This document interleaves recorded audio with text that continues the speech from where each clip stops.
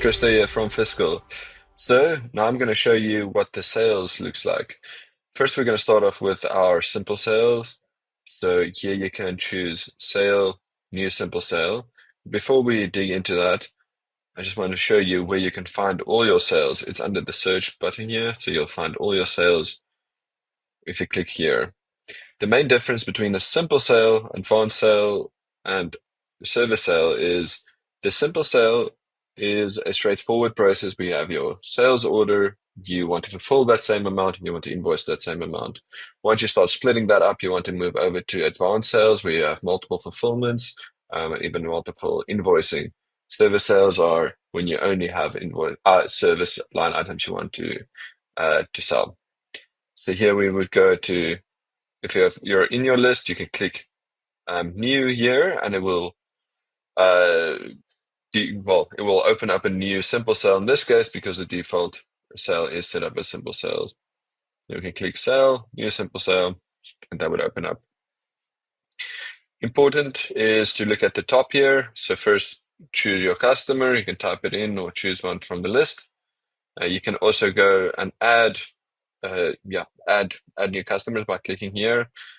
Everywhere where you see a plus, you can add new items to the customer, and it will save it to the customer permanently. Important to choose your sales rep, and just make sure you've got everything filled in that is marked as red with a red asterisk. One of the main things to make sure is that you've got the right location here. So the location here determines where the stock will be pulled from. So it's important to have the right location so that you're not trying to sell stock that you don't have in that location. If you want to update any specific company information, so maybe the ship to company is something different than the customer here, you can update it here, and same with ship to contact. If you are shipping to a different company completely, you can click ship to a different company and then start entering the address here. If you have any shipping notes, you can add it in here. And very important, you need to update the required buy date if it's not as soon as possible. So if the client has a specific required buy date where they need the required, the stock buy, you can pop it in there. Another interesting and important field is the reference. So if the client sends you a purchase order and you need to note down the reference, you can put it in here and it will show up on your documents. Here you can choose the price tier for the customer, up to 10 price tiers in Cin7, and you can choose the one that's relevant to them. Just by the way, you can update the names of the price tier as well to make it easier. All right, any comments you can add here? Typically they don't show up on your documentation, but you can add them here. And the other fields are quite self-explanatory. Right, so important to look at is this ribbon. So this is the process flow for our sales. So you can start up with a quote, move it over to an order. You're going to pick, pack, and ship it. You're going to invoice it, possibly credit note it, and restock that credit note. So these are the main things that I'm going to cover today. So in the quote screen, you'll start by adding items here. Before we do that, just note that these are our product line items. If you have any service line items, typically referred to additional charges and services, you can add them in here. You have the opportunity to export and import here as well if you have multiple products, or perhaps a client sent you a list of products that they want on a quote or on the order.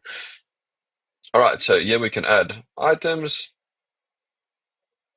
I'm going to choose gloves. I'm going to choose 5 of these, and these are set up already based on the default, based on the price tier. And just want to show you, when you hover over this, you can see how many is available, if you have any on order, and how many is available in other locations. So quite a bit of information in here to look at. You can check your margins. You can go go through that. If you had to add any items here, typically that would be something like shipping. If you need to charge them shipping, you can add it in here. These prices are quite high. Um, yeah, so let's see. The margin goes down there. Anyway, I'll leave it like this. So once you're happy that this is your order, you can add any memos to your quote here and just check that the total makes sense. If the customer had any credit, you can apply it here by clicking. Um, sorry, I must save it first. Sorry, just save it first. So then it would still be a draft. Well, it would still not be a formal document if you've only saved it and not authorized it. So yeah, you can add any credit if they have credit on already. So I'm not going to do that, but you can add any credit. If they've maybe made a payment into your bank account. All right, so you've populated your quote. Now you can authorize it. So that's the first step. Saving doesn't really do much in Cin7 Core. You need to authorize your documentation. So now it's a valid quote, and you can then choose to email it, or you can choose to print it, and that creates a PDF for you. All right. Now the client accepts the quote, and then it moves over to an order. You can copy it from the quote, and then it populates all the items here. If the client perhaps negotiated a discount, you can easily just add it in here. All right, then your customer credit will appear there, and any other order memos you can pop in there. Authorize. Then you've got one of two options. You can do pick, pack, and shipping, which is the fulfillment, or you can send out the invoice. So you can choose which one you want to do first based on your workflow. So here you can, let's say we want to do our invoice first. You can authorize the invoice, just make sure that the dates are correct. And you can authorize that. And once again, email the invoice out or print it. Then we can start with our fulfillments. Typically, it's easy to auto pick. If you use a barcode scanner, you can use that. You can say auto pick here. It will choose the available stock for you, and you can authorize. Move over to pack. You can copy it from the pick. Then you can autofill the ship by either individual packages or grouped packages, depending on your shipping workflow. If you have a tracking number, you can populate it here. If not, you can leave it blank. You can then say authorize. And the moment that you authorize this ship, it means that the stock is out of your warehouse.